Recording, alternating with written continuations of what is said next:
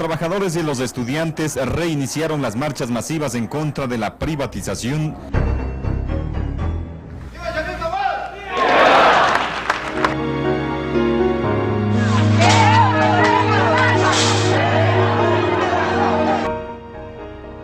¿Quién se lo ha robado?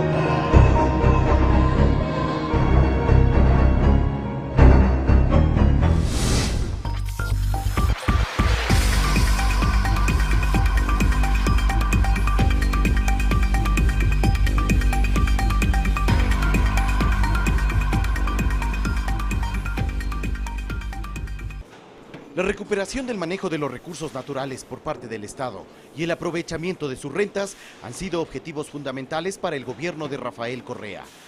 En noviembre de 2010, Ecuador renegoció los contratos que mantenía con las empresas petroleras, alcanzando mayores ganancias para el país, de hasta 80%, cuando en gobiernos anteriores, de corte neoliberal, la rentabilidad generada por la explotación hidrocarburífera solo beneficiaba a las transnacionales.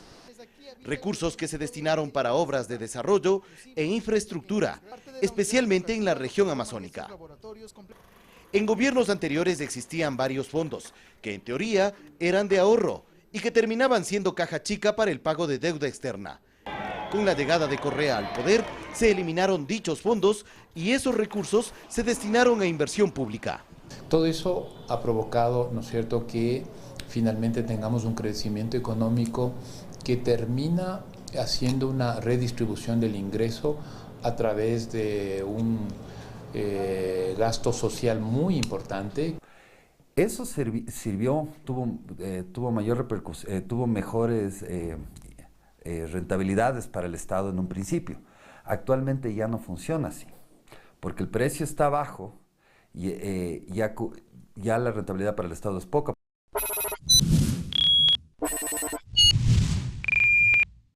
En los gobiernos de la partidocracia, la recaudación tributaria era lenta, ineficiente y con altos índices de evasión. Con el gobierno de la Revolución Ciudadana, se reestructuró el servicio de rentas internas, lo que permitió incrementar las recaudaciones con mayor eficiencia. Así, los ingresos pasaron de 5.144 millones de dólares en 2007 a más de 13.300 millones de dólares a 2014. El área social, estancado en el olvido y la desatención por gobiernos neoliberales, enfrentó en los últimos 9 años una profunda transformación. Más de 56 millones de dólares se destinaron no solo para salud y educación pública, sino que también para otros sectores como inclusión social, desarrollo urbano, vivienda, trabajo, economía popular y solidaria, cultura, deportes, entre otros. De acuerdo a la CEPAL, el gasto corriente de Ecuador, es decir, sueldos y salarios, bienes y servicios e intereses de deuda pública, representa el 14% del Producto Interno Bruto, por debajo del promedio de la región, que es de 20,1%, mientras que la inversión pública se ubica en los primeros lugares con 11,7% del PIB, cuando el promedio en América Latina es del 4,9%. No, se visibiliza mayor obra social, pero el porcentaje de la manera que gasta el Estado su dinero es exactamente igual, nada más que ahora hay más. Ahora hay más gasto corriente, existen más ministerios, etcétera, etcétera, pero también hay más inversión. El haber incrementado policías y haber dado más estabilidad segura y seguridad al ecuatoriano es una inversión, no un gasto corriente. El que haya mejores médicos con especialidad y haya mayor número de médicos en los hospitales es una inversión para los ecuatorianos, porque es invertir en salud.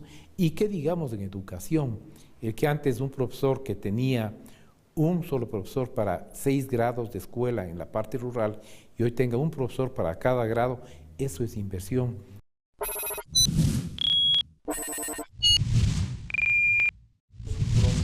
En gobiernos anteriores los ajustes salariales eran irrisorios. Con el gobierno de Rafael Correa, los sueldos mejoraron progresivamente y de forma significativa.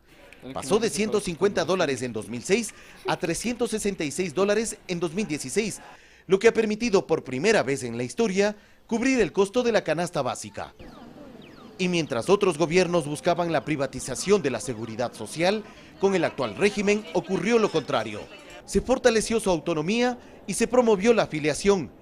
Así, del 1.402.000 afiliados que habían aproximadamente en 2006, el país cuenta actualmente con más de 3.182.000 afiliados, incluidas en esta cifra las amas de casa que también hoy pueden contar con este beneficio.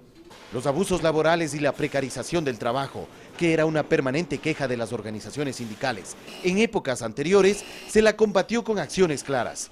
El gobierno de la Revolución Ciudadana eliminó la tercerización laboral y se promulgaron leyes que contemplan otros beneficios. Ha sido inédita la atención que han recibido grupos vulnerables de la sociedad, personas con discapacidad antes olvidadas y sin políticas públicas que busquen su atención.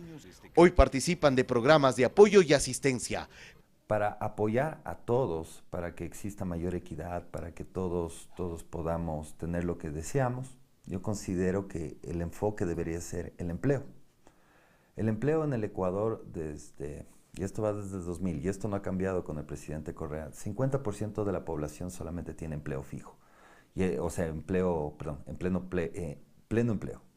Esto incluye seguridad social, mínimo salario mínimo, etc. El resto de la población o está desempleado o tiene subempleo. Los ecuatorianos tenemos mala memoria, pero en los años 70 una doméstica ganaba $6, es decir, ganaba 150 sucres, con $1 de 25 sucres eran $6. En los años 80 ganaba alrededor de 10 como básico y no tenía derecho a vacaciones, era una esclava, etcétera, la persona que trabajaba. Hoy en día la persona gana $366, tiene todos los derechos de vacaciones, tiene todos los décimos y así lo requiere, y sobre todo se le trata como ser humano. Ahora, en cuanto a las remuneraciones, es la segunda mejor remuneración en Latinoamérica, ¿no? La básica nuestra.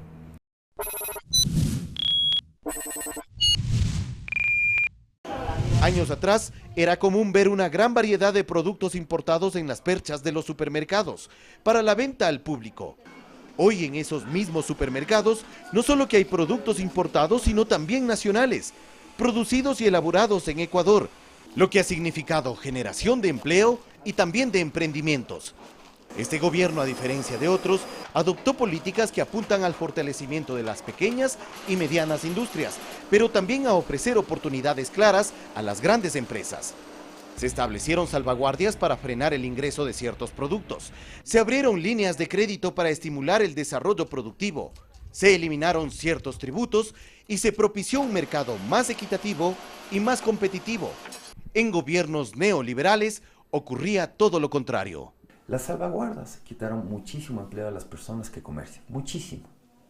Y eso lo podemos ver todos los días con importadoras que cierran, centros comerciales más vacíos de lo que estaban antes, etc.